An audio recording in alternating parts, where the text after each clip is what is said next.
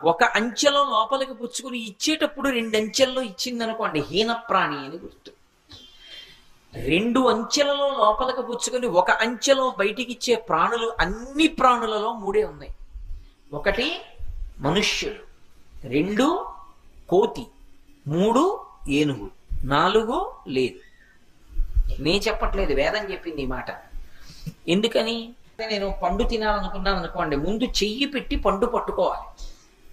ఒకటి తెచ్చి నోటి దగ్గర పెట్టుకోవాలి. రెండంచెల్లో కదా పుచ్చుకుంటున్నాను. అన్నం తినాలి, చెయ్యి పెట్టి అన్నం ముద్ద తీయాలి, అప్పుడు నోట్లో పెట్టుకోవాలి. రెండంచెలు. నేను మీ దగ్గర నుంచి ఓ యాపిల్ పండు పుచ్చుకోవాలి, నేను ఇలా తీసుకోవాలి, నా దగ్గర పెట్టుకోవాలి. రెండంచెలు.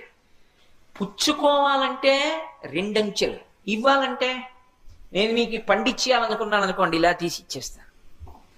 ఇచ్చేసేటప్పుడు ఒక్కంచె, పుచ్చుకోవాలంటే రెండంచెలు. అంటే పుచ్చుకోవడం తక్కువ పుచ్చుకో, ఒకరికి పెట్టుకోవడం ఎక్కువ పెట్టుకో. ఇది సహజంగా ఉన్న ప్రాణులు ఏవి అంటే రెండే. కోతి అంతే, చేత్తో ఒకసారి పుచ్చుకుని నోట్లో పెట్టుకు తింటుంది. అదే కాలుగా వాడుకుంటుంది, మళ్ళీ ఇలా పట్టుకుని నోట్లో పెట్టుకుంటుంది. ఏనుగు అంతే, తొండంతో పట్టుకుంటుంది, నోట్లో పెట్టుకుంటుంది. ఇచ్చేయాల్సి వచ్చింది అనుకోండి, అక్కడ ఉన్న అరటిపళ్ళ అత్తలం తీసి ఇలా ఇచ్చేస్తుంది. ఇవ్వడం ఒక అంచె, పుచ్చుకోవడం రెండంచెలు. అసలు మనిషి బతుకు ఎలా ఉండాలో చెప్పేటటువంటివి, అలా బ్రతికేటటువంటివి చెయ్యడంలోనే, ఇలా చెయ్యడం ద్వారా నువ్వు ఎలా బ్రతకాలో నేర్చుకో అన్నది అంతర్లీనంగా ఉండేటటువంటి ప్రాణులు. అటువంటి శరీరాలు ఈ రెండంచెలలో పుచ్చుకునేవి, ఒకంచెలో ఇచ్చేవి మూడు ప్రాణులే. అందులో ఏనుగు ఒకటి. అందుకే ఏనుగు ముఖానికి అంత ప్రశస్తి వచ్చింది, ద్వైపం కాబట్టి. అందుకని మహాదంతి వక్త్రాపి పంచాస్య మాన్య. అంతేనా? కాదు, మహాదంతి అంటే పెద్ద ఏనుగు. ఏనుగు ముఖాన్ని మీరు తెలిసి కానీ తెలియక కానీ చూశారనుకోండి.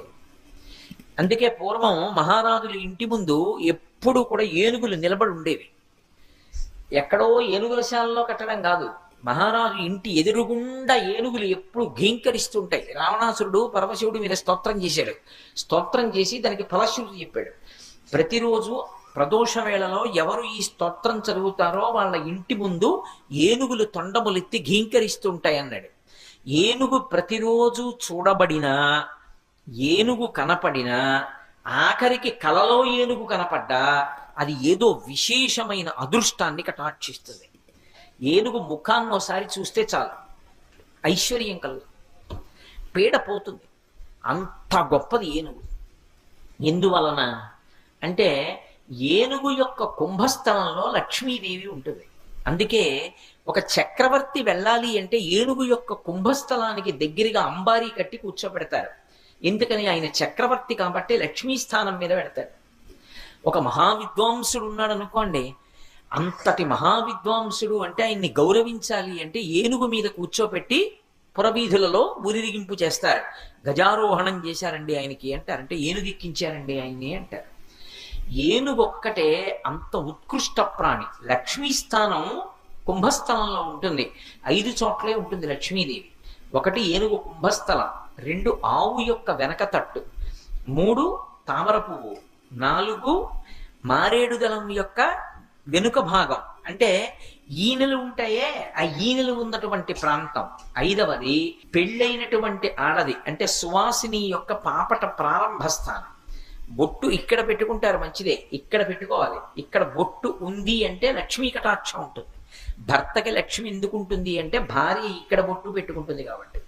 సువాసిని యొక్క పాపట ప్రారంభ స్థానం లక్ష్మీ స్థానం. ఈ 5 లక్ష్మీ స్థానాలు. అందులో ఏనుగు కుంభస్థలం ఒకటి.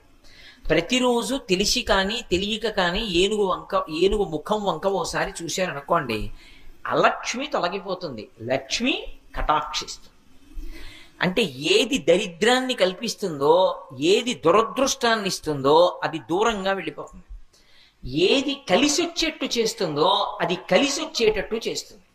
ఇది దేని వలన సంభవము అంటే ఏనుగు యొక్క ముఖాన్ని చూడడం వల్ల సంభవం. ప్రతిరోజు ఏనుగు ముఖం మనకు ఎలా కనపడుతుంది? అందుకే తాను దేవతా స్వరూపమై ఏనుగు ముఖంతో నిలబడ్డాడు ఆయన. మనం ఆదౌ పూజ్యో గణాధిప, ఒక్కసారి విఘ్నేశ్వరుడి మూర్తి వంక చూసి ఇలా నమస్కారం చేశామనుకోండి, ఏనుగు ముఖాన్ని తెలిసో తెలియకో మీరు చూశారు కాబట్టి దురదృష్టం పక్కకెడుతుంది, అదృష్టం కలిసి వస్తుంది. అంతటి అనుగ్రహాన్ని ఇవ్వగలిగిన వాడు ఎవరు అంటే ఒక్క ఏనుగు ముఖంతో ఉండేటటువంటి విఘ్నేశ్వరుడి వలన మాత్రమే సంభవం అవుతుంది. అందుకే శ్లోకం పూర్తి చేస్తూ కళ్యాణ రూప అన్నారు శంకరాచార్యుల వారు.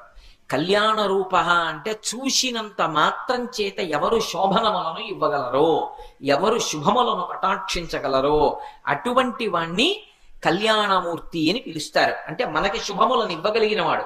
ఆయనకి మీరు ప్రత్యేకంగా ఇంకా ఏం చేశారు అన్నదాంతో సంబంధం ఉండదు. మీరొక్కసారి ఆయన వంక చూస్తే చాలు, ఆయన సమస్త అనుగ్రహములను ఇచ్చేస్తాడు. అలా ఇవ్వగలిగినటువంటి కళ్యాణ రూపం ఉన్నవాడు కాబట్టి ఆయన మహాదంతి వక్త్రాపి పంచాస్య మాన్య, అంత గొప్ప ఏనుగు ముఖంతో ప్రకాశిస్తూ ఉంటాడు. అంతేనా దాని విశేషం? కాదు, అందులో ఇంకొక పెద్ద రహస్యం ఉంది. ప్రాణులన్నిటిలోకి పెద్ద ప్రాణి ఏది అంటే ఏనుగు. కానీ దానికి ఒక గొప్ప వైభవం కూడా ఉంది. బుద్ధి అన్ని ప్రాణులలో ఎవరికి ఎక్కువ అంటే ఏనుక్కి ఎక్కువ. సూక్ష్మ బుద్ధి అంటారు. అది ఉపయోగించడం కూడా అలా ఉపయోగిస్తుంది. దాని కళ్ళు చిన్ని చిన్ని కళ్ళు ఉంటాయి. మీరు ఒక పెద్ద దూలం అక్కడ పడేసి ఎత్తు అన్నారనుకోండి, అది తొండం పెట్టి చుట్టి ఎత్తుతుంది. మీరు ఒక చిన్న గుండు సూది కింద పడేసి ఎత్తు అన్నారనుకోండి, అది పరమ సౌలభ్యంగా తొండానికి గుచ్చుకోకుండా గుండు సూది నెత్తి మీ చేతికి గుచ్చుకోకుండా చేతిలో పెడుతుంది. అంత సూక్ష్మమైన విషయాన్ని పట్టుకుంటుంది, అంత స్థూలమైన విషయాన్ని పట్టుకుంటుంది. అణోరణీయాన్ మహతో మహీయాన్, అంత చిన్నదాని దగ్గరికి వస్తుంది, అంత పెద్దదాని దగ్గరికి వెళుతుంది. ఇంత బుద్ధి వికసనం కలిగినటువంటి ప్రాణి లోకంలో ఏనుగొక్కటే. మిగిలిన దేనికి కూడా వైభవం లేదు. రెండు, ఏనుగు ఒక్కదానికే ఒక విశేషం, మిగిలిన ఏ ప్రాణికి ఆ విశేషం లేదు. కొన్నాళ్ళు మచ్చిక చేసుకున్నారనుకోండి, దాన్ని కట్టడానికి తీసుకొస్తున్నారనుకోండి, అది మొరాయిస్తుంది, రాదు. అంతవరకు ఎందుకంటే ఒక ఆవు ఉందనుకోండి, పరదేవతా స్వరూపం. కానీ ఆవుని మీరు కొంతసేపు బీడిలో వదిలేసి మీరు కట్టుకోయి దగ్గరికి ఆవుని తీసుకొస్తున్నారనుకోండి, అది రాదు, మొరాయిస్తుంది, కాళ్ళు నిగడదన్ని నేను రానంటుంది. గట్టిగా లాగి తీసుకురావాలి పలు పట్టుకొని. ఒక్క ఏనుగు మాత్రం ఏం చేస్తుందో తెలుసా? దానికి తెలుసు, నేను తలుచుకుంటే పక్కన ఉన్నటువంటి మావటి వాణ్ణి తొండం పెట్టి చుట్టి నేలకేసి కొట్టగలను, కింద పారేసి నా పాదం పెట్టి తొక్కేయగలనని తెలుసు. ఇంత తెలిసి ఉండి కూడా ఏనుగు తన మీదకెక్కడానికి తానే సాధనమవుతుంది. ఏనుగు మీదకి ఎక్కడం అంత తేలిక కాదు, నిచ్చెనో ఏదో ఉండాలి. అది పక్కకు పోయింది అనుకోండి, నిచ్చెన కింద పడిపోతుంది. కానీ ఏనుగు తన మీదకెక్కడానికి తన కాలు తాను చాపుతుంది. మీరు ఎప్పుడన్నా చూశారో లేదో నాకు తెలీదు, గురువాయూరులో రాత్రి ఏనుగులు వెడతాయి కృష్ణ పరమాత్మ యొక్క మూర్తిని పట్టుకుని. ముందు భద్రగజం వస్తుంది. భద్రగజం అంటే ఇగో ఈ పందిరి ఎంత ఎత్తుందో ఇంచుమించు అంత ఎత్తు, ఆ పూలదండ అంత ఎత్తు వరకు ఉంటుంది ఏనుగు. అదేదో నల్ల కొండొచ్చినట్టు ఉంటుంది. అంత పెద్ద ఏనుగు వస్తుంది ముందు, వెనక మిగిలిన ఏనుగులన్నీ వస్తాయి. దాని మీద కృష్ణ పరమాత్మ యొక్క మూర్తిని పెడతారు. అక్కడ కూర్చోవాలి ఎవరు? గుళ్ళో అర్చకుడు. అక్కడ కూర్చుని స్వామివారికి చామరం వేస్తూ గుడి చుట్టూ తిరగాలి ఏనుగు. ఎలా ఎక్కుతాడు దాని మీదకి?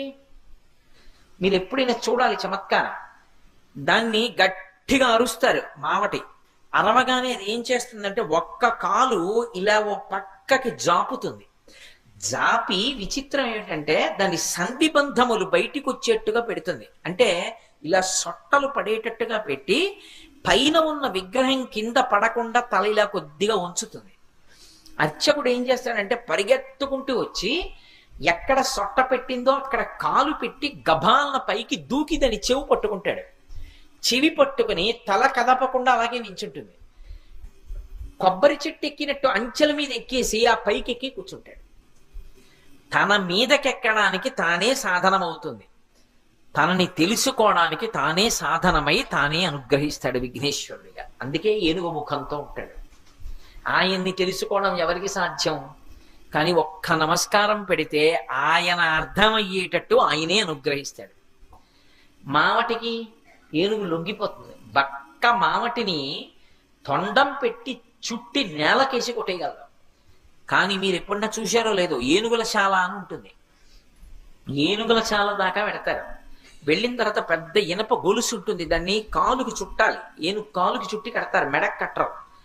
ఆ పెద్ద గొలుసు అక్కడ పడుంటే దాన్ని ఎత్తి ఏనుగు కాలుకి తిప్పాలంటే చాలా కష్టం. ఏనుగు ఏం చేస్తుందంటే మావటి పక్కన వచ్చి నిలబడితే తన కాలు ముందుకు పెట్టి గుండ్రంగా స్తంభంలా ఉంటుంది. ఆ స్తంభం పక్కన తన కాలు చాపి తన తొండంతో గొలుసు తీసి చిక్కు లేకుండా చేసి తన కాలు చుట్టూ తిప్పి మావటి చేతికి ఇస్తుంది. యువతలకి తిప్పి తాళం కప్పేసేస్తాడు. ఇప్పుడు తనని కట్టడానికి కాలు చాపింది ఎవరు? ఏనుగే. తన కాలుకి గొలుసు చుట్టుకున్నది ఎవరు? ఏనుగే. తాళం వేసేయమని అందించింది ఎవరు? ఏనుగే.